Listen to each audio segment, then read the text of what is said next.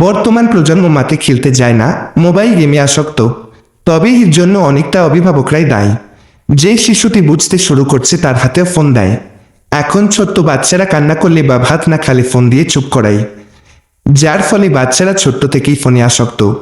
বড় হলে আর ছাড়তে পারে না। এরা এতটাই ফোনে আসক্ত যে অন্য কোনো দিকে মনোযোগ দেয় না। না পারিবারিক কাজে, না বাবা মায়ের কাজে, না ঠিকমতো পড়াশোনা করে, না ধর্ম পালন করে, না নিজেকে নিয়ে ভাবি, না সমাজ নিয়ে ভাবি। এরা শুধুই ফোনে আসক্ত।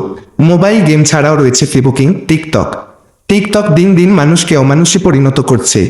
সামান্য লাইক, কমেন্ট বা ভিউ বাড়ানোর জন্য মানুষ নিম্ন থেকে নিম্ন স্তরের দিকে ধাবিত হচ্ছে। নিজেরই কোনো ধারণা নিয়ে শিকন পর্যায়ে যাচ্ছে। টিকটক মানুষকে দিন দিন বিকারগ্রস্ত করে তুলছে, মেধার বিকাশকে বাধাগ্রস্ত করছে। এছাড়া রাত জেগে ফেসবুক চালানো। এই প্রজন্ম রাতে ঘুমাতে অভ্যস্ত নয়। সারা রাত জেগে ফেসবুক, মেসেঞ্জারে সময় নষ্ট করে, ভোরের দিকে ঘুমায়। পড়াশোনা বলতে কিছু নেই।